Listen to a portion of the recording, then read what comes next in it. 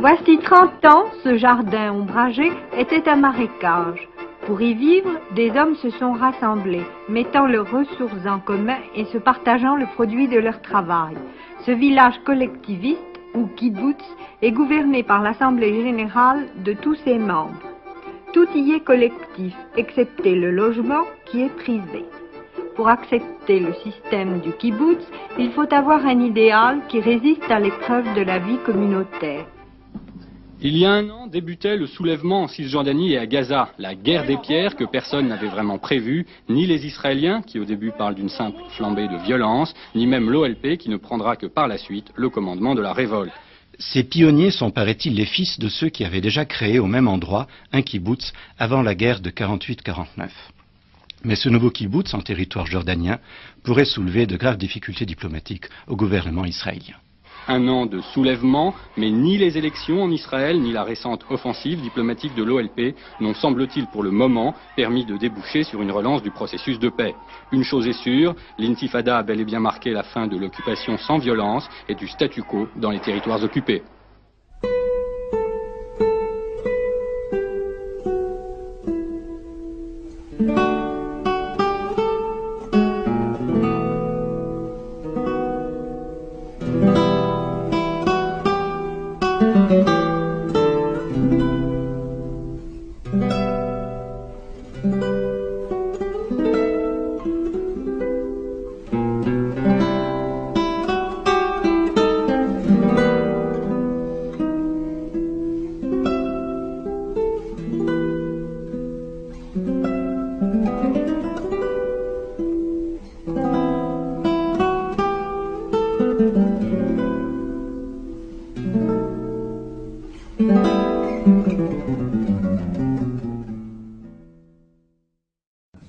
Je suis Marion Sigaud, j'ai 61 ans, j'habite en Bourgogne, je suis à présent adhérente d'Égalité et Réconciliation.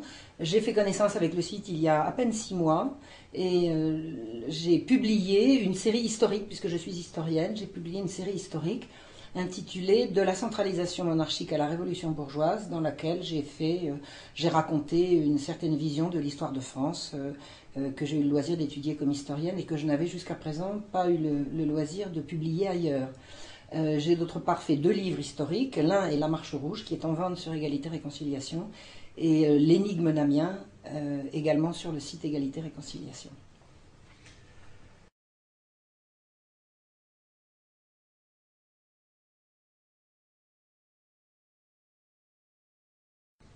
Ça a été le fruit du hasard. J'avais 21 ans à l'époque où j'ai débarqué au kibbutz pour la première fois. J'évoluais dans un milieu extrêmement gauchiste, extrêmement négativiste, enfin par contre-coup de ce qu'avait été mai 68. On parlait tout le temps dans le milieu dans lequel j'étais de communes, de communautés, non pas de renversement du capitalisme, mais d'expériences alternatives au mode de production capitaliste. Tout ça, c'était des mots, c'était des paroles, ça n'avait absolument aucune espèce de réalité concrète. Et j'ai rencontré un jour une fille, c'est l'effet du hasard, mais un heureux hasard, qui m'a dit, la commune, la Kimoun, tu causes, ça existe, ça s'appelle le kibbutz. Alors j'ai commencé par dire que c'était pas bien parce que c'était Israël et que Israël c'était pas bien. Enfin, dans le milieu dans lequel j'évoluais, on était antisioniste a priori, par principe. Et j'ai eu la curiosité d'aller voir. Et j'y suis allée alors à la fois d'une part pour voir, parce que j'étais extrêmement curieuse, mais surtout parce que je tenais pas en place, parce que j'étais très très malheureuse là où j'étais. Et que tout ce qui pouvait me fournir une occasion d'aller voir plus loin si l'herbe était plus verte, je le prenais. Et effectivement, l'herbe était plus verte arrivée au kibbutz, ça a été pour moi un éblouissement. Et je peux vous dire que toutes ces années après, je le maintiens, je persiste et signe.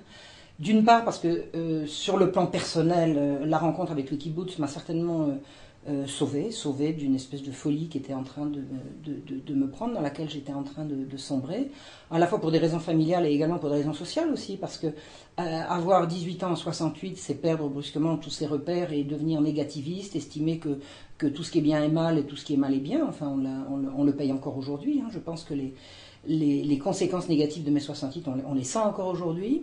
Et à l'époque, tomber dans un milieu socialement concret où on disait ce qu'on faisait, on faisait ce qu'on disait, c'était en soi quelque chose de restructurant pour une personnalité vacillante comme la mienne.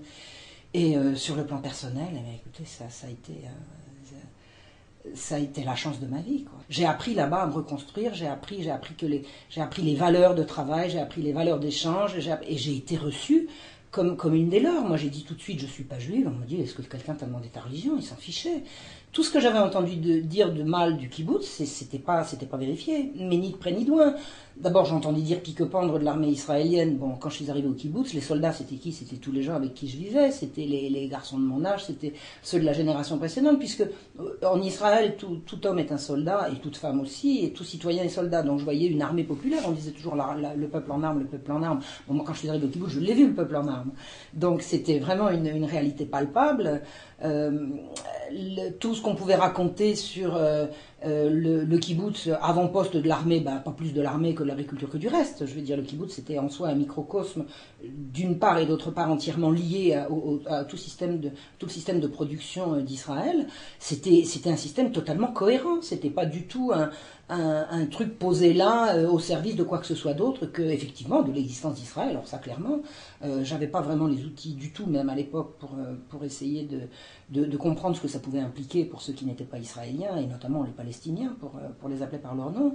Mais tout ce que je voyais était totalement contraire à ce que j'entendais par ailleurs. Et d'autre part, alors concernant le mode de vie communautaire, le mode de production non capitaliste, alors là, clairement, j'ai trouvé ce qu'on m'avait dit. Alors j'ai vécu la guerre de Kippour, quand même. Il faut dire que j'étais là-bas quand les avions sont passés en razmot au-dessus du kibbutz, et que c'était le jour de Kippour, personne ne comprenait pourquoi il y avait des avions, personne n'écoutait la radio parce que ce jour-là, il n'y a pas de radio, et puis j'ai appris que brusquement, moi qui étais française et qui n'avait rien à voir avec ce conflit, je me retrouvais brusquement en guerre avec les hommes qui partaient, le garçon que j'aimais qui partait à la guerre, mes copines qui s'accrochaient au cou de leur mari qui partait dans la nuit. J'ai vraiment vécu des expériences à la fois pénibles et puis qui créent des liens très très forts.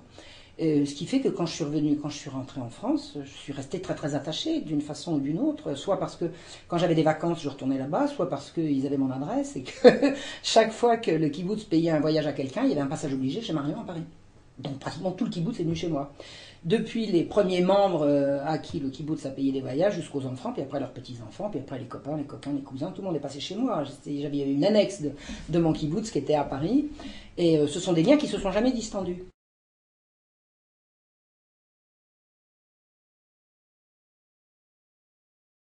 La situation politique et militaire, enfin la situation d'Israël ne s'arrangeant pas, il y a eu au fil des années une inquiétude qui est allée croissante. Alors au début, moi j'étais inconditionnel, c'était pas la peine de discuter. Moi, ce que j'entendais dire de toute façon d'Israël, ça collait pas avec ce que je connaissais. Donc on pouvait toujours critiquer Israël devant moi, ça passait pas puisqu'on disait des choses qui n'étaient pas ce que j'avais vu, mais qui cachaient tout le reste. Parce que le reste, tous les discours complètement fanatiquement anti-Israël que j'ai entendus ne m'ont jamais mis le doigt sur la réalité que j'ai découverte moi-même par la suite. Et qu'est-ce que j'ai découvert? Eh bien, d'abord, ce que j'ai découvert, je l'ai cherché, c'est pas venu tout seul. Quand j'ai vu que la situation commençait à mal tourner et que, alors à partir alors il y a eu la guerre de 73, après il y a eu la guerre de 82. La guerre de 82, c'était quand même bien l'invasion du Liban par Israël. Moi, je suis allé je suis retourné dans mon kibbutz cet été-là. Et j'ai vu vraiment la quasi-unanimité des gens que j'aimais qui étaient opposés à cette guerre, mais viscéralement, avec des larmes de rage dans les yeux, des insultes et des invectives. On montrait le poing quand on montrait Aric Sharon à la télévision. Enfin, j'ai vraiment vécu. Et je me sentais bien avec ça. Je me disais, cette guerre du Liban, elle est atroce. Aric Sharon, c'est l'extrême droite. Nous, on est à gauche. Mon kibbutz, c'est à gauche. Il n'y avait pas de contradiction. Tout semblait pouvoir continuer d'aller bien. Mais je me suis quand même dit que j'aimerais bien connaître un petit peu l'autre bord, ne serait-ce que pour me mettre un peu plus avec eux. Je veux dire, c'est quoi la réalité palestinienne? Je ne savais pas. Je ne connaissais pas de Palestiniens. Alors, pourquoi je ne connaissais pas de Palestiniens? Parce qu'il y avait une théorie quand même dans mon kibbutz qui était claire, c'est là-bas, c'est la frontière. On appelle ça, c'est la ligne verte. C'est-à-dire, à partir de là-bas, c'est les territoires occupés. Donc, on n'y va pas. C'est pas à nous. Mon kibbutz faisait partie de ces gens qui disaient, les territoires occupés, c'est les territoires occupés. Nous, on est contre l'occupation. Un jour, il faudra les rendre, donc on n'y va pas. Et comme on n'y va pas, on ne va pas voir ce qui se passe. Donc, il y a un côté un peu pratique. Et puis, d'un autre côté, moi, comme eux, ils n'y allaient pas, j'y allais pas non plus. Donc je ne savais pas, je ne connaissais pas de Palestiniens. Et les choses allant comme elles allaient, alors j'ai fini par professionnellement vouloir me lancer dans le journalisme, parce que j'ai certaines facilités à écrire et j'ai surtout un goût de l'écriture. J'ai voulu commencer à témoigner, je me suis dit je ne pouvais pas témoigner simplement d'un seul côté, j'ai voulu aller voir l'autre côté. Et la réalité de l'autre côté m'est tombée dessus, alors avec une violence. Ça a été un choc. parce que j'ai découvert la réalité palestinienne, non pas en allant voir ce qui se passait dans les territoires occupés, parce que tout le monde savait que ce qui était passé dans les territoires occupés, c'était pas bien, donc il n'y avait rien à découvrir, à part la réalité de ce qu'on disait, mais il n'y avait pas de découverte à faire. Par contre, ce que j'ai découvert, et ça c'est vraiment en cherchant, c'est parce que j'ai voulu, et que mes amis israéliens m'ont effectivement accepté de me faire rencontrer les gens qui allaient m'ouvrir une certaine réalité, j'ai rencontré les Arabes israéliens. C'est-à-dire que, jusqu'à ce que je fasse cette découverte, je croyais qu'il y avait d'un côté les Juifs, puis de l'autre côté les Arabes. Donc il pouvait y avoir éventuellement une frontière au milieu, rester à la définir, et on pouvait imaginer que le problème serait réglé quand les Juifs seraient chez les Juifs et les Arabes chez les Arabes. Et puis on pouvait toujours se dire, le gouvernement actuel, il veut pas rendre les territoires aux Arabes, mais un jour on les rendra, et puis c'est un peu ce que disait la gauche, c'est pas à nous, un jour on le rendra, les Arabes chez les Arabes, et nous chez nous. Et un jour j'ai découvert qu'il y avait 1 million d'Arabes qui vivaient dans Israël, avec la citoyenneté israélienne, mais avec la nationalité arabe. Et ça, c'est toute la différence. Et là, le ciel m'est tombé sur la tête. Donc j'ai rencontré, alors c'est par des Israéliens, par des gens vraiment de conscience, des gens que j'honore et que j'aime encore, et à travers les années, je les salue. Le personnage de Shmoulik, c'est ça? Le personnage de Shmoulik. Il s'appelait Freud, qui est de son vrai nom, qui est vraiment un type extraordinaire, qui m'a dit: Marion, je vois que tu aimes le kibbutz, je vois que tu nous aimes, qu'est-ce que tu cherches? Je lui ai dit: je cherche la vérité. Il m'a dit: ça te fait pas peur? Je lui ai dit: si. Si. La vérité me fait peur, mais il me dit: mais tu es prête à affronter la peur? J'ai dit: je crois que j'ai toujours fait ça dans ma vie, donc je continue. Et en fait, ce que je craignais, c'était pas de perdre quoi que ce soit d'autre que l'amour des gens que j'aimais, puisque j'en avais besoin. Et je me doutais bien que si je découvrais des réalités pénibles, ça allait pas forcément bien se passer avec eux. J'ai pris le risque. Puis ce qui devait arriver arriva. J'ai découvert toute la réalité palestinienne, mais sous un jour que personne ne m'avait jamais montré. C'est-à-dire que j'ai vu comment l'État d'Israël se comportait quotidiennement avec ses citoyens non juifs. C'est là que j'ai découvert la vérité. Puis après, partant de là, alors j'ai décidé d'apprendre l'arabe, puisqu'on me tendait la perche. Un de mes amis israéliens était directeur d'un centre d'études arabes, donc en direction des gens de gauche et des sionistes de gauche et des gens bien intentionnés à l'égard des Arabes. Donc il avait une espèce de cours, un centre d'études, alors qui se trouvait au siège de la Shomer HaTzaïr. Alors qu'est-ce que c'est que la Shomer HaTzaïr? C'est un mouvement, ça signifie la jeune garde, le jeune garde, Shomer HaTzaïr. C'est un mouvement sioniste de gauche, socialiste, vraiment, qui a voulu faire rimer socialisme et sioniste, et qui a été à l'origine des premiers kibbutz. Il y a eu 2 mouvements en gros, mais la Shomer HaTzaïr, c'était vraiment le mouvement le plus à gauche. Alors un mouvement de jeunesse, vachement sympa, style un peu boy scout, enfin un truc très très sympa. Et le centre d'études arabes se trouvait au siège de la Shomer HaTzaïr. Donc je suis rentré vraiment au cœur du système, mais un système que j'aimais depuis déjà un moment, et reçu par des gens qui m'aimaient, qui me le prouvaient, et qui m'ont dit: on organise des cours d'arabe. Alors je leur ai dit: mais des cours d'arabe, pourquoi? Il dit: parce que nos enfants vont être soldats un jour, et si c'est pas nous qui leur apprenons l'arabe et qui leur faisons connaître les arabes, ils ne les connaîtront qu'à travers le viseur du fusil. Ce qui était une façon très honnête de reconnaître la réalité de l'occupation. Donc il m'a dit: on organise des cours d'arabe pour nos futurs soldats et pour des gens qui ont envie d'apprendre l'arabe, parce qu'on leur donne certaines facilités, une espèce de campus très très sympa. Et si tu veux, tu peux. Alors j'ai dit d'accord. Alors j'ai pris un congé sabbatique. Et je suis allé apprendre l'arabe. Je parlais déjà l'hébreu couramment. Alors j'ai appris l'arabe, c'est marrant, parce que j'ai appris l'arabe à partir de l'hébreu, sans jamais avoir appris l'hébreu. Donc en fait, l'hébreu, je l'avais attrapé, donc il me manquait tout un tas de mots. Donc j'apprenais l'arabe à partir de l'hébreu, et quand il me manquait un mot en hébreu, on me le disait en anglais. Alors j'avais un cahier il y avait le mot français, le mot anglais, le mot hébreu et le mot arabe au milieu, comme ça. J'avais des pages et des pages, c'est une gymnastique, j'étais complètement épuisée. Mais enfin bon, j'ai appris l'arabe, j'ai appris la grammaire, il paraît que j'avais une très bonne prononciation. Et en même temps que j'apprenais l'arabe, j'ai appris les Palestiniens. Et là, j'ai découvert toute la réalité. Et là, ça a été infernal. Ça a été infernal parce que j'ai déjà vécu une première... c'est pire qu'une rupture, c'est une désillusion par rapport à ma famille. Moi, quand j'étais petite, j'avais une idole, il s'appelait papa. En grandissant, j'ai compris que j'avais pas de pire ennemi, donc il a fallu que je tranche, que je choisisse entre l'amour de mon père et mon intégrité, que je fasse un choix. J'ai fait le choix de moi-même. Et je me retrouve, des années après, de nouveau confronté à un choix terrible, c'est-à-dire mon kibbutz, je l'aime, les gens, les Israéliens que j'aime, je les aime, et j'arrêterai jamais de les aimer, et je peux dire qu'avec le recul, je les aime encore, mais je suis pas de ce bord-là. Je suis pas d'accord avec ce qui se passe.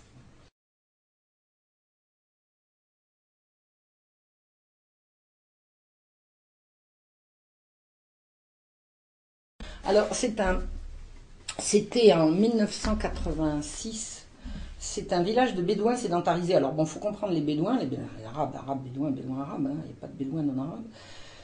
Le bédouin, c'est celui qui vit qui pousse ses troupeaux. C'est-à-dire qu'il ne connaît pas de clôture à ses champs. C'est le mode de production paysanne qui a besoin absolument de champs ouverts. Donc les bédouins, dans la mesure où Israël a été créé et construit et tout, ils n'avaient plus leur lande, enfin leur territoire, donc on les a sédentarisés. Bon, une fois qu'un bédouin est sédentarisé, il faut qu'il se construise sa maison. Et le village d'Arab al-Hawal était donc un petit village de bédouins sédentarisés qui a construit ses maisons sur un bout de terrain qui leur appartenait, hein, qui était à personne d'autre qu'à eux. Et on leur refusait le permis de construire. Et pourquoi on leur refusait le permis de construire? Parce que pour rien. Vous voulez le permis de construire? Non. Bah, et on revient une fois, deux fois, trois fois. Bon, puis il y a un père de famille, sa femme, il a ses gosses, il faut qu'il lui mette un toit sur la tête. Il y a un hiver en Israël, il ne faut pas croire que c'est surtout en Galilée, hein, il y a un hiver froid, donc ils ont construit des maisons. Et ils ont reçu l'ordre de détruire les maisons. Et moi, je ne connais pas de père de famille au monde qui va détruire une maison, surtout ce qu'il a construite de ses mains et dans laquelle il y a sa famille. Et un jour, l'armée est arrivée, ils ont dit dans 10 minutes, vous avez 10 minutes pour sortir tout ce que vous avez. Et paf, ils ont dynamité la maison, pas la maison, les maisons. C'est-à-dire que le village entier a été dynamité et ensuite les bulldozers sont passés. J'ai été alerté de cette horreur par mes amis israéliens, donc de Givat Raviva, et par des amis palestiniens que je fréquentais à l'époque, parce que bon, le centre d'études hébraïques était en plein milieu d'une zone arabe, donc je m'étais fait des copains à droite, à gauche, dans les villages alentours. Et j'ai des amis palestiniens qui m'ont dit, moi il va y avoir une visite à Arab el-Hawaled demain, j'y vais, je dis moi je veux y aller. Et j'y suis allé avec des amis israéliens, on est parti de Givat Raviva, et on est allé visiter ce village détruit. C'est insoutenable. C'est insoutenable. C'est quoi? C'est 100 personnes, alors avec un hiver pluvieux comme on n'avait jamais vu. Il tombait des hallebardes, ces gens ils étaient dehors. Dehors. Pas de maison, pas de toit. Il n'y a pas une tente qui va résister à des trompes d'eau comme ce qui tombe en Israël, hein, parce que si on dit que c'est le pays où coule le lait et le miel, c'est parce qu'il y a de l'eau l'hiver. Ça, alors là, s'il n'y a pas d'eau l'hiver, il n'y a pas de lait et de miel. On ne cultive ni on ne fait d'élevage s'il n'y a pas d'eau, donc c'est un hiver extrêmement pluvieux, et ces gens n'avaient plus rien. Donc je suis allé voir cette réalité-là, et là ça a été épouvantable, pour moi. Et mes amis israéliens me disent, regarde, c'est quand même bien, la télé est là. J'ai dit, mais la télé, pourquoi faire? Ah bah oui, tu comprends, il faisait en sorte que la télé voit bien que le parti, le MAPAM, ça voulait dire Parti Socialiste Unifié, ça rappelle quelque chose, c'était la gauche de la gauche à l'époque. Et on veut que les caméras montrent bien que le MAPAM se mobilise pour les Arabes. En fait, j'ai compris qu'ils venaient à la pêche aux voix, parce que les Arabes, ils ont malgré tout le droit de vote. Donc, ils essayaient de faire en sorte... Enfin, ils essayaient... Je peux pas réduire ça à ça, parce que je sentais bien qu'ils étaient révoltés aussi de l'horreur qu'ils avaient vue. Enfin, d'un autre côté, on vient... alors, ils venaient porter des cahutes, hein, des cahutes minables, des espèces de mobil-homes qu'ils ont mis au milieu. Alors, au milieu, les Arabes, ils avaient des belles maisons en pierre, hein, qui avait été complètement dynamité, puis on leur pose une cahute, et puis on met le sigle du MAPAM, et puis il faut applaudir. Or, il se trouve, et ça ce sont des amis palestiniens qui m'avaient dit, tu fais 100 mètres dans telle direction, quand tu arrives sur le village détruit, va voir, et puis tu me diras ce que tu as vu. Et à 100 mètres du village détruit, il y avait une implantation juive, donc nous ne parlons pas des territoires, nous parlons d'Israël même, dont le maître d'œuvre était la fédération des kibbutzim, à laquelle appartenait mon kibbutz. C'est-à-dire la gauche de la gauche, le MAPAM, le kibbutz Artsi, la Shomerat Tzaïr, machin, tout ça c'est affilié à la même chose. C'est-à-dire que d'une main on détruit les maisons et on fait venir les caméras pour montrer comment on les aide, et de l'autre côté on fait une implantation juive, flambant neuve, viabilisée avec le téléphone, avec les égouts et tout. Alors là, trop c'est trop. Là trop c'est trop, alors j'ai commencé en revenant. J'étudiais pendant la semaine à Givat Raviva, puis le Shabbat je revenais au kibbutz, je peux plus fermer ma gueule, enfin c'était devenu insupportable, mais oui, c'est comme ça. C'est comme ça, puis je vous dis, il s'est passé ce que j'ai dit, c'est si vous voulez plus de moi, vous le dites. Moi je suis comme ça. Je suis comme ça, je veux pas, je peux pas me taire. Je veux pas me taire. J'ai fini par arrêter le cours d'arabe et puis je suis allé passer un moment carrément dans un village palestinien. Puis là, je suis vraiment rentré au cœur de la réalité palestinienne. Mais de la réalité palestinienne de l'intérieur d'Israël. C'est-à-dire celle dont aucune solution de deux États ne touche. Si on fait un État palestinien, dans les territoires de Cisjordanie, il y a toujours 1 million d'Arabes israéliens qui sont vivants en Israël en citoyens de seconde zone.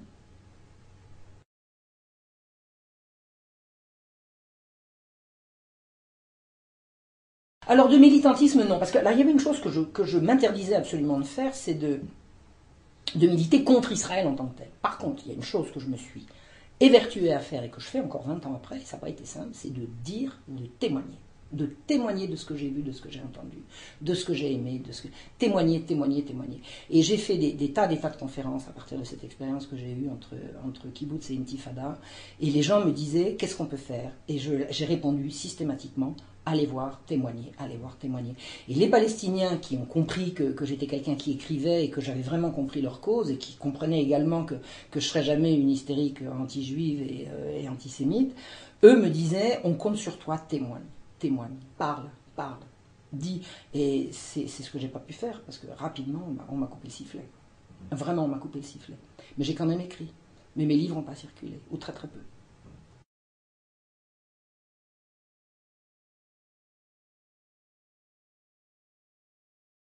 Ce qui s'est passé, c'est que après l'affaire de Arab el-Hawaled, mes amis israéliens toujours m'ont dit il va y avoir une manifestation devant la Knesset. Alors moi, les manifs, j'adore. Moi, j'ai toujours été manif. Moi, aussi loin que je me souvienne, j'ai manifesté. Enfin, je suis une colleuse d'affiches et une manifestante, toujours pour les bonnes causes, je ne renie rien. Et une manif devant la Knesset pour protester contre la destruction du village d'Arab el-Hawaled, surtout qu'en même temps j'apprenais que c'était le 150e Arab, enfin, je veux dire c'était tout le temps quoi. Alors on parlait de celui-là, moi je découvrais ça, mais c'était quand même des choses courantes. Les destructions de maisons, dès que je suis arrivé à el-Fahem la première fois, on a commencé à me dire là il y a une maison qui a été détruite la semaine dernière. Donc la destruction de maisons par l'armée pour raison de non-respect de permis de construire qu'on ne donne jamais, c'était une réalité courante. Donc quand mes amis israéliens m'ont dit Marion, il y a une manif demain à la Knesset contre les destructions de maisons, j'ai dit chic, je vais pouvoir manifester avec des Israéliens. Et puis je suis arrivé là, qu'est-ce que j'ai vu? Il y avait l'état-major du parti, puis le reste c'était des Arabes. Je disais, elle est où la rue? Quelle rue? Les Juifs. Ils sont là. Ils étaient quoi, 40? Je dis, mais c'est pas possible. Mais c'est tout ce que ça leur fait. Mais c'était insoutenable. Moi j'étais sûr que j'allais arriver à une manif où il y avait plein de gens. Je ne sais même pas s'il y avait 40 juifs. Et les 40 qui étaient là, enfin je dis 40, c'était peut-être 50 ou même 30, je ne sais pas. C'était l'état-major du parti. C'est-à-dire, c'était pas la rue. Ils s'en foutaient. Je dis, mais c'était insoutenable. C'était insoutenable. Surtout quand j'étais revenu au kibbutz et que j'avais dit, alors il m'a dit, dis donc, c'est drôlement. T'as raison, c'est drôlement moche. Mais je me dis, ils vont se bouger. Ils vont faire quelque chose. Et en fait, j'ai compris, ils ne bougent jamais. Ils bougent jamais parce qu'il y a une contradiction interne. Ils sont déchirés, en fait. Ils aimeraient bouger, mais ils ne bougent pas. Ils ne bougent pas. Je me suis retrouvé. Et puis, alors, je suis rentré à la Knesset. Alors, la Knesset, je connais. J'y suis allé plusieurs fois. Je ne peux pas dire que je me déplacerais dans la Knesset comme si j'y étais né. Mais enfin, bon, je sais repérer les lieux. J'y suis vraiment allé plusieurs fois, toujours avec des gens très, très sympas. Je connais la cafétéria de la Knesset, certains bureaux et tout. Et puis, quand on s'est retrouvé autour d'une table avec des représentants du gouvernement, et puis, alors, il y avait la délégation palestinienne qui était là, palestinienne de l'intérieur, hein, on ne parle pas des territoires, on parle toujours des Arabes israéliens. Donc, il y avait 1 ou 2 députés arabes, il y avait mes copains du MAPAM, et puis, on a dit, alors, oui, c'est dommage, c'est grave, oui, au revoir. J'ai dit, mais c'est tout? Il dit, oui, quoi d'autre? J'ai dit, mais on fait quoi? Rien. Alors, à l'issue du truc, là, il y a mon copain israélien qui me dit je te ramène, et puis j'étais avec des Palestiniens, on la ramène.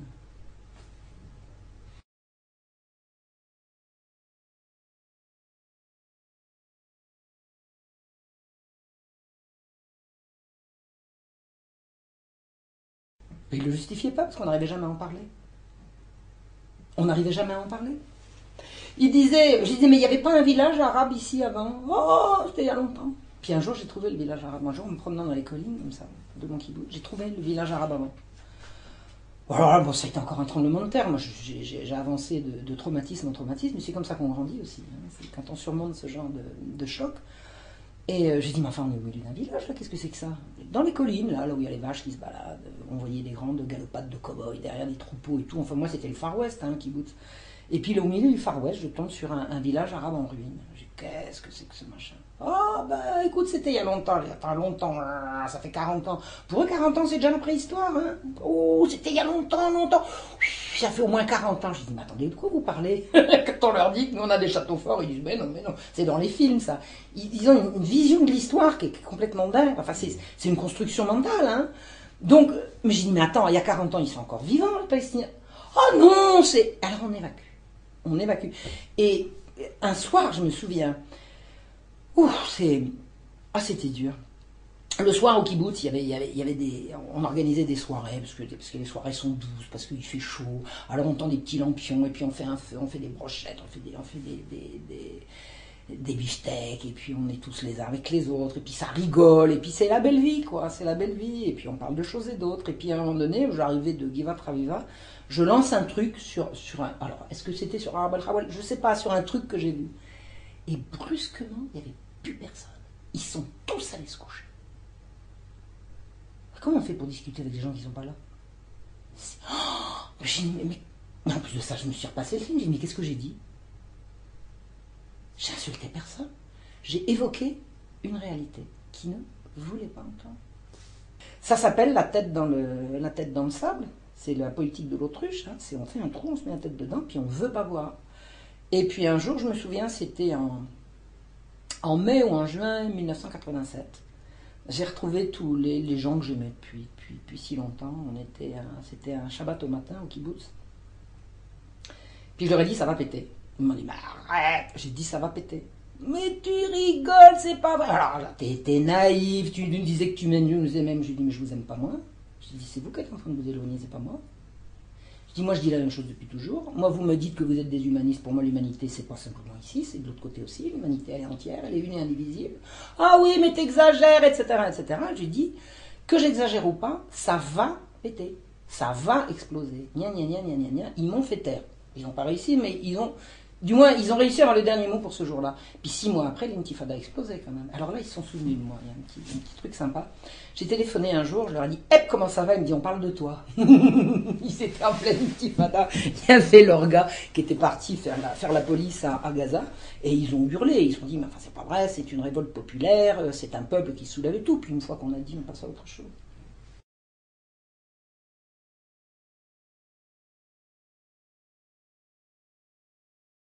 C'est-à-dire que la peur, c'est la fausse barbe de la mauvaise conscience. Ça, j'ai compris ça. Chaque fois que je discutais avec une copine ou un copain sur un sujet qu'il ne voulait pas entendre, il terminait en disant « De toute façon, j'ai peur. » Comme ça, tout va bien. J'ai peur, or j'ai le droit de me défendre, donc puisque j'ai peur et que je suis menacé, j'ai le droit de tirer. Non, c'est bon. Enfin, pas avec moi, en tout cas. Ça ne marche pas comme ça. Ça marche pas comme ça. Moi, j'ai pas peur des Arabes, je suis désolé. D'ailleurs, à différentes reprises, je me suis amusé systématiquement parce que j'ai eu à différentes reprises l'occasion de me promener en Israël avec une voiture de location. À l'époque, le niveau de vie n'était pas le même qu'aujourd'hui. On pouvait encore assez facilement se payer une voiture de location avec les moyens que j'avais à l'époque, qui n'étaient pourtant pas énormes. Et systématiquement, je prenais les Arabes en autostop. Même quand ils ne faisaient pas l'autostop, d'ailleurs. Je voyais un Arabe ou une Arabe sur le bord de la route, paf, je m'arrêtais, j'ai dit, je t'emmène où? Quand on commence à parler quelques mots de la langue, c'est plus facile. Mais quand je racontais ça, mes amis me disaient, mais t'es dingue! Mais je dis, pourquoi je suis dingue? Mais tu vas te faire assassiner. Je dis, pourquoi je me ferais plus assassiner? Et chaque fois que vous voyez un juif sur le bord de la route, vous vous arrêtez. Il va pas vous assassiner. Mais tu te rends pas compte? C'était moi qui comprenais pas.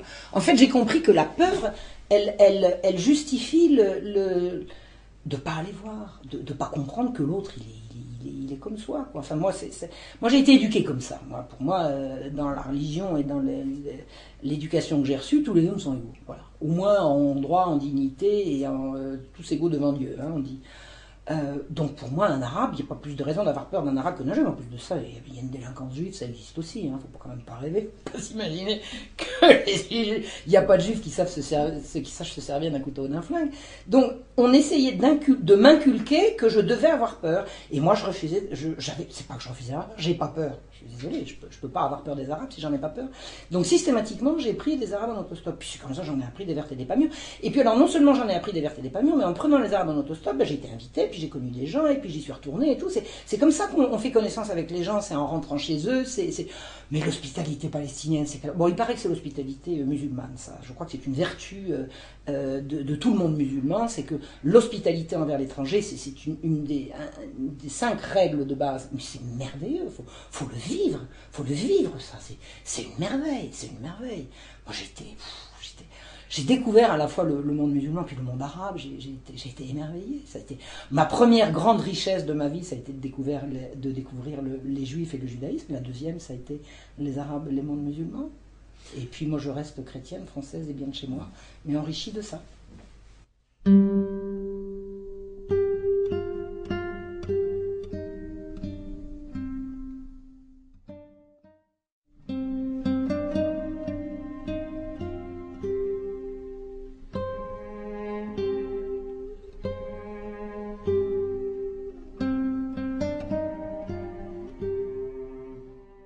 Absolument. À un moment donné, je me suis dit, je me sens tellement proche d'eux qu'il doit y avoir quelque chose de l'ordre du spirituel.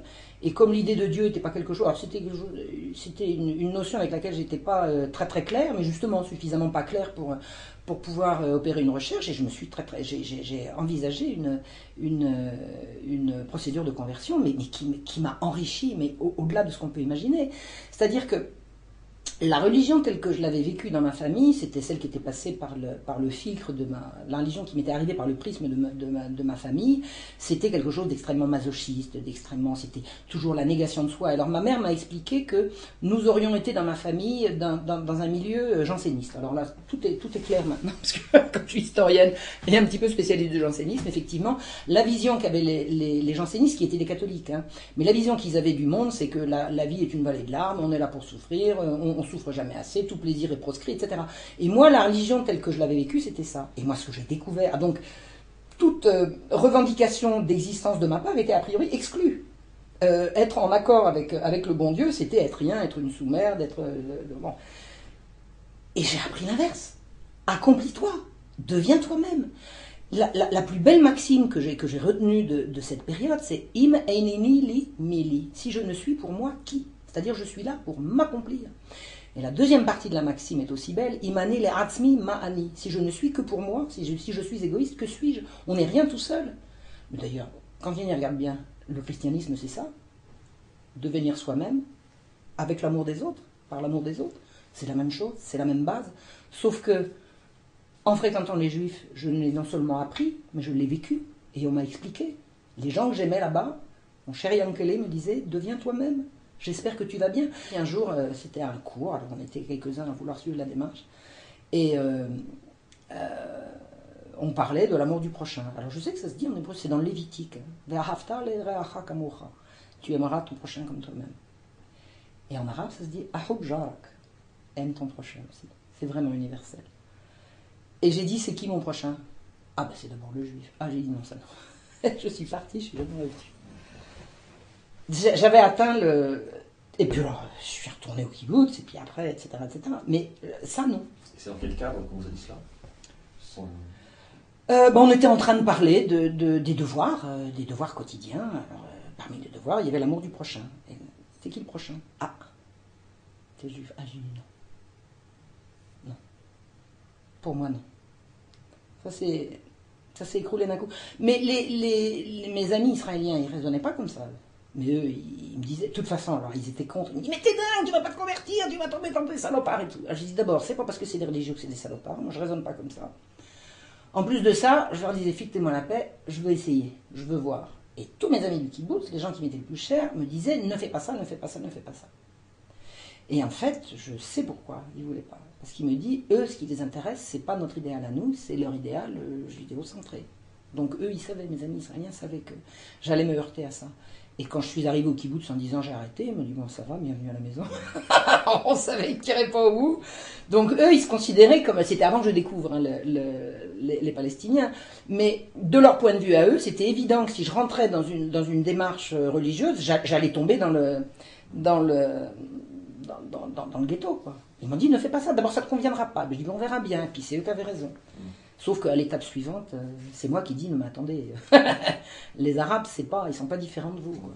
Parce que je ne voudrais pas me tromper si je vous dis que ce sont bien les religieux du ministère de l'Intérieur qui gèrent les conversions. Oui, tout à fait. Non, mais les conversions, moi j'avais fait ça à Paris et j'ai pas fait ça là-bas. Hein. Ah oui, non, ça n'a rien à voir avec le ministère de l'Intérieur, c'est le consistoire. Donc là, j'ai rencontré des gens tout à fait honorables, hein. Moi je renie rien, je ne renie rien. Mais pas pour moi, c'est tout. Mais alors pour parler d'un sujet que les habitués d'égalité et réconciliation, comme visiteurs ou comme membres connaissent bien, le Talmud, j'ai jamais approché, ni de près ni de loin. Je n'ai pas approché ça. J'ai lu des tas de trucs, j'ai lu des maximes des pères, j'ai lu des choses très très belles, très très belles. D'où est issu le christianisme? Je veux dire, il y a une filiation directe. Il y a un judaïsme ancien magnifique qui n'est pas lié à un état politique et qui n'est pas replié sur lui-même. Et c'est ce judaïsme-là, je l'ai approché. Mais quand j'ai vu qu'il fallait, pour pouvoir obtenir la conversion, que je décrète que mon prochain c'était le juif, non. Puis je n'ai pas balancé 5 minutes. Ça s'est arrêté comme ça. Moi j'ai découvert qu'un juif religieux, c'est pas forcément un sioniste. Et que s'il est sioniste, c'est quelquefois, enfin moi j'avais une amie, Esther, elle se disait sioniste, alors je lui dis oui d'accord, bon explique-moi. En fait elle s'en foutait, du tiers comme du quart. Ce qu'elle voulait c'était vivre à Jérusalem et pouvoir aller au Kotel, c'est-à-dire au mur. Mais je lui dis mais s'il y avait un drapeau palestinien, elle me dit tu sais très bien que je pourrais pas. Ben, je lui dis je sais pas. Qu'est-ce qui dit que tu pourrais pas s'il y avait un drapeau palestinien? Elle dit parce que les Arabes me laisseraient pas. Je lui dis mais s'ils te laissaient? Ah ben je m'en fous, ça me dérange pas. C'est-à-dire qu'en fait le drapeau israélien elle s'en fichait. Mais elle avait comme un disque rayé que les Arabes voudront pas. Je lui dis mais attends c'est peut-être pas les Arabes qui veulent pas, c'est peut-être toi qui veux pas des Arabes. Alors, bon, il me semble que non. Mais elle n'était pas du tout fanatique. Donc ça, son approche de la religion, moi, elle me convenait tout à fait. C'est profondément humain et je la sentais pas méprisante vis-à-vis des Arabes. Alors je peux pas dire qu'elle faisait beaucoup d'efforts pour les approcher puisqu'elle n'en connaissait pas. Mais à la limite c'était pas son problème, mais c'est pas elle la fanatique. Elle n'est pas du tout fanatique, du tout.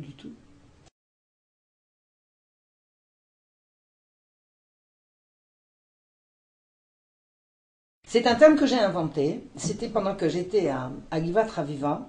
Il y a eu un jour des colons qui se sont fait casser la figure par des Palestiniens. Je crois que c'était dans le territoire de Gaza. Et il y a eu une interview des gens qui avaient été des Israéliens qui avaient été témoins de cette attaque. Et on les entendait qui disaient « Et ces gens-là ont été attaqués uniquement parce qu'ils sont juifs ». Alors c'était quand même extraordinaire. Il y a des colons, c'est-à-dire des gens qui vont chez les autres et qui s'installent en disant « Je suis chez moi », qui commettent toutes les exactions possibles et imaginables, mais quand on leur tape dessus, c'est uniquement parce qu'ils sont juifs. J'ai dit, mais qu'est-ce que c'est que cet argument? Mais j'ai trouvé ça absolument odieux. Et en hébreu, uniquement parce qu'ils sont juifs, c'est Rak Biglal Shehem Yehudim. Et en prenant la première lettre de chaque mot, j'ai inventé un acronyme qui dit Rabashi. C'est uniquement parce qu'ils sont juifs. C'est Rabashi. C'est-à-dire que si un soldat qui garde une colonie prend un caillou, c'est pas parce que c'est un soldat qui garde une colonie, c'est uniquement parce qu'il est juif. Si enfin, quels que soient les trucs qui arrivent, quels que soient les gestes de résistance des Palestiniens à la situation qui est la leur, c'est jamais parce qu'ils se défendent, c'est uniquement parce que les autres sont juifs. Et alors là, je trouvais ça absolument insupportable. Donc j'ai inventé Rabashi. Rabashi, Rak Biglal Shehem Yehudim. Si on essaye de les mettre dehors, c'est pas du tout parce qu'ils ont pris la place, c'est Rak Biglal Shehem Yehudim, c'est Rabashi. Et bon, j'en pouvais plus, au bout d'un moment, je pouvais plus supporter. D'ailleurs, j'ai quitté Givat Raviva à cause de ça, parce que je ne pouvais pas passer mes journées à entendre des justifications de ce type.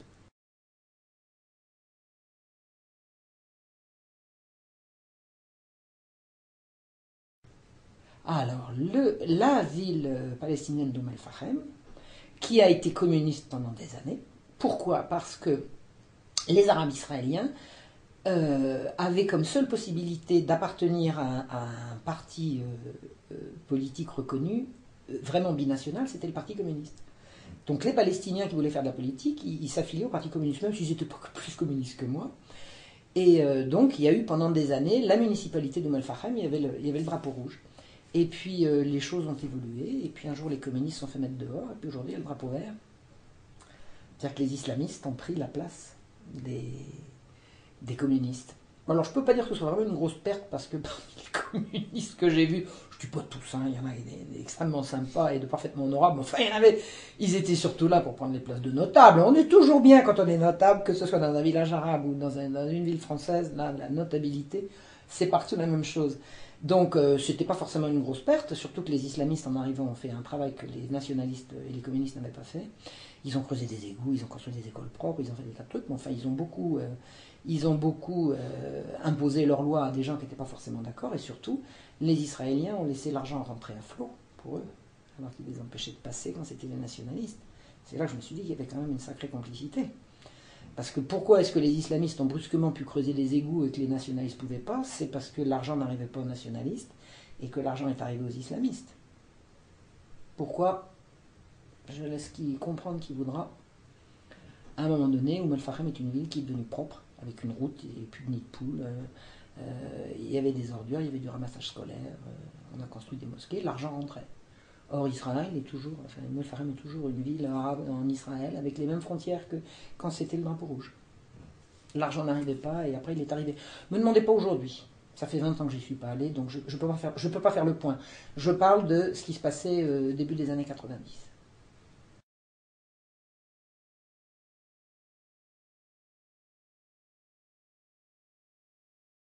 C'est à peu près à la même époque.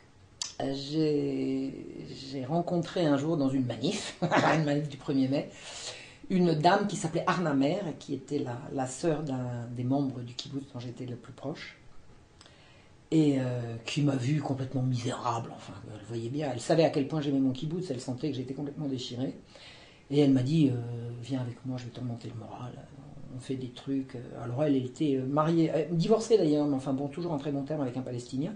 Elle avait donc des enfants qui étaient à la fois juifs, à la fois arabes, enfin c'était ce qu'il me fallait. Et elle me dit, tu viens quand tu veux. Alors un jour je débarque, hein, et elle me dit, qu'est-ce que je peux faire pour toi? Je dis, je veux voir Gaza. Ah ben je t'emmène à Gaza. Et elle m'emmène à Gaza. De Haïfa, il y a une trotte quand même. Oh, alors là, j'aurais pas cru que c'était possible. Mon Dieu, comment peut-on... Alors là, c'est infernal. Et ce que je sais de Gaza, c'est que j'ai dû y aller 4 ou 5 fois, et que la dernière fois que j'y suis allé, c'était pire que la première, et que je sais que ça a encore empiré depuis. Je dis là, la réalité, j'ai dit, alors là, quand mes amis israéliens disent qu'on ne veut pas aller à Gaza, parce que c'est pas chez nous, j'ai dit, alors là, c'est trop facile. Il faut aller voir ce que c'est que Gaza. Comment les gens sont entassés les uns sur les autres, comment il n'y a pas de route, comment il n'y a pas d'eau, comment il n'y a pas de... L'eau du robinet est jaune, vous mettez des fleurs dans de l'eau du robinet, elle meurt. C'était un concentré de misère. Oh, c'est insoutenable, c'est insoutenable. J'ai dit, mais alors c'est insoutenable. Gaza, c'est pas possible. Gaza, c'est pas possible. Puis après, je suis allé dans le camp de réfugiés de Daesh, puis après, je suis allé... Partout, c'est insupportable. C'est insupportable. C'est insupportable. Là, c'est trop facile de ne pas vouloir voir. C'est insupportable. On n'a pas le droit. On n'a pas le droit. Moi, je dis... On ne peut pas être complice de ça. On ne peut pas être complice de ça. Et de savoir que ces populations, ça fait des générations maintenant, que chaque jour est pire que la veille, et qu'ils n'ont aucun espoir que demain ça aille mieux, on ne peut pas laisser faire ça. On ne peut pas. Moi, je ne peux rien faire de plus que ce que je fais. C'est de témoigner. Mais je dis, allez-y, et maintenant on ne peut plus rentrer à Gaza. Moi, la dernière fois que j'ai voulu rentrer à Gaza, je suis rentré. Oh, j'étais dans le viseur, hein. Mais je suis rentré quand même. Là, maintenant, mes amis israéliens me disent, c'est même pas la peine, on rentre plus, on n'entre plus. Et puis même les bateaux n'arrivent pas à passer. Alors que Gaza, c'est quand même une côte. C'est insupportable. Et même les camps de réfugiés que j'ai vus. Ah, puis après avec le bouclage, 3 heures pour faire 3 heures de queue pour faire 20 km, alors qu'au bout des 20 km, il y a un hôpital où on travaille. Non, j'ai vu des trucs. Non, c'est pas possible. C'est pas possible. C'est insoutenable. Tous les jours, c'est pire que la veille. Moi, je veux bien que le monde se soit réveillé, mais il fait quoi le monde avec son réveil? On fait quoi? On fait quoi? On fait quoi pour que les Palestiniens, puis une mère palestinienne puisse emmener son enfant à l'école et le rechercher en étant sûr de le retrouver? On fait quoi? Qui fait quoi? Moi, j'ai vu des gens faire des trucs extraordinaires. J'ai vu notamment bon, alors après, c'est le sujet d'autres livres que j'ai écrits par la suite, mais enfin, des médecins, des infirmières, des auxiliaires de santé, qui se défoncent, qui font des kilomètres à pied pour contourner des barrages, pour aller donner des soins gratuits aux plus pauvres. C'est extraordinaire, l'humanité qu'il y a là-dessous. C'est extraordinaire, la solidarité. Et y compris, alors, là je ne me prive pas de le dire, mais des Israéliens, j'ai vu des Israéliens aussi passer les barrages et aller porter secours de l'autre côté. J'ai vu des trucs formidables, mais le monde il fait quoi? Rien. Tous les jours c'est pire que la veille. Tous les jours c'est pire que la veille. La dernière fois que j'ai parlé avec une Palestinienne, elle était maman de 2 ou 3 enfants, elle me dit, je n'ai rien à offrir comme perspective à mes enfants. Rien, rien. Depuis que je suis née, chaque jour a été pire que la veille. Et j'ai des enfants, j'ai rien à leur offrir. Rien. On avait un peu de terre, on n'en a plus. On avait un peu d'eau, on n'en a plus. C'est insupportable. C'est insupportable.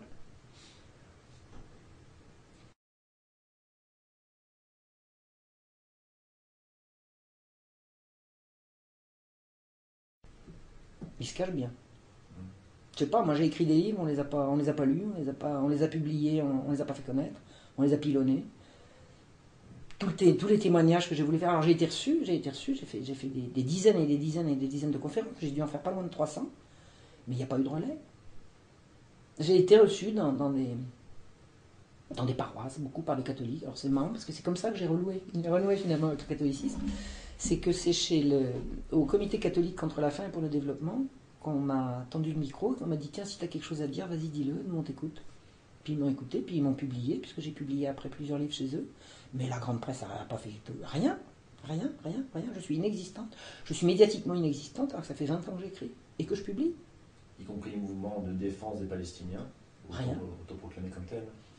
Rien. Marion Sigon ne connaît pas. J'écris des bouquins, il va y avoir une recension dans le monde diplôme, machin et tout, sur tous les bouquins sur les livres, sauf sur le mien. On ne parle jamais de mes livres. On les pilonne. On n'en parle pas. On les relaie pas. À cause de quoi, selon vous? Je ne sais pas. Je pose la question. Quelqu'un peut-il me dire pourquoi personne ne sait que j'ai écrit des livres qui sont, paraît-il, pas mal? Alors, il y a des gens qui les lisent, mais personne n'en parle.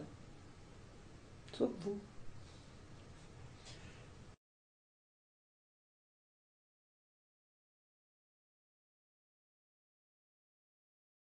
Mais ça, c'est tout le monde, ça.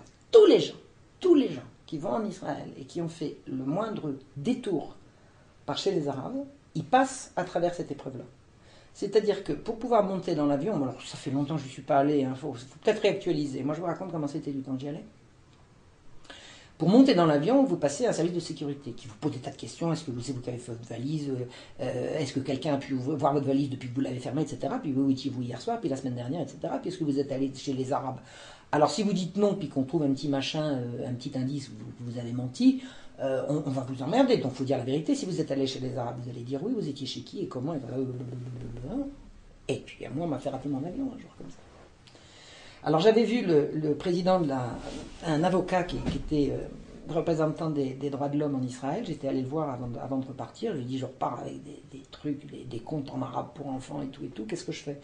Il m'a dit dites la vérité. De toute façon, est-ce que vous avez quelque chose à vous reprocher? Je lui ai dit moi rien du tout. Alors, il m'a dit dites la vérité. Ils vont vous emmerder, mais ils peuvent rien contre vous. Ben, ça pour m'emmerder, ils m'ont emmerdé. Mais qu'est-ce que j'avais fait de mal? J'étais allé voir les Arabes et alors avec des choses qui l'interdisent. C'est quoi? Où est le mal? Où est le problème? On n'a pas le droit d'aller voir les Arabes? C'est quoi le souci? Terroriste? Personne ne m'a terrorisé, moi, là-bas. À part les gars de l'aéroport. Alors là, pour ce qui est de me terroriser, alors là, j'avais les tripes en charpie, mais j'avais rien à me reprocher, alors j'ai repris mon avion le lendemain. Voilà, je téléphone au consul de France en disant, voilà, je suis bloqué. Alors ils m'ont dit, oui, qu'est-ce qu'on peut faire pour vous? Je dis, je peux peut-être appeler mon patron, dire que je ne serai pas là demain. Il me dit, je peux faire ça. Il me dit, vous avez besoin qu'on vous repaye un billet? J'ai dit, oui, j'ai pas vraiment les moyens d'en acheter un deuxième. Alors l'ambassade de France m'a repayé un billet, je suis reparti le lendemain, simplement parce que j'avais dit que j'étais allé chez les Arabes. Mais alors on peut pas? Il y a quoi? C'est pas permis? Et si on veut pas passer par Israël pour aller le voir, on passe par où? On est bien obligé de passer par Israël pour aller voir les Palestiniens. Alors on fait comment? Moi je leur ai dit, les derniers qui m'ont enquiquiné, je les ai regardés droit dans les yeux, j'ai dit, vous êtes peut-être mon ennemi, mais moi je suis pas le vôtre. J'ai rien contre vous, moi. Pourquoi vous vous excitez comme ça? Ils n'étaient pas fiers, les petites jeunettes, là. Et alors, quand je leur avais pas dit que je parlais hébreu, je les ai entendus dire, mais qu'est-ce qu'elle a, pourquoi elle joue pas le jeu comme les autres? Il y a égalité-réconciliation. Il y a un pays qui a inventé vérité et réconciliation. C'est l'Afrique du Sud. Pour abolir l'apartheid, ils ont dit vérité et réconciliation. Et il n'y aura pas de réconciliation entre les Blancs et les Noirs tant que la vérité de ce que les Blancs ont fait aux Noirs ne sera pas dite. Donc d'abord la vérité, et ensuite la réconciliation. Et ça a marché. Je crois qu'il n'y a pas de problème en Afrique du Sud. Mais globalement, la ruée des Noirs sur les Blancs n'a pas eu lieu, parce que toutes les frustrations cumulées et les horreurs commises contre la majorité noire ont été dénoncées. Et que les gens qui les ont commises les ont reconnues. Et là, la réconciliation a pu avoir lieu. Et c'est ce que je souhaite qu'il se passe dans cette partie du monde qui est quand même, pour pas dire la moitié de ma vie, mais un bon tiers quand même, un bon tiers. C'est ce que je souhaite qu'il se passe, c'est que la vérité soit dite pour que la réconciliation puisse avoir lieu. Aussi longtemps que la vérité ne sera pas dite, rien ne sera possible. Et la vérité, elle n'est pas facile à dire. Elle n'est pas facile à dire.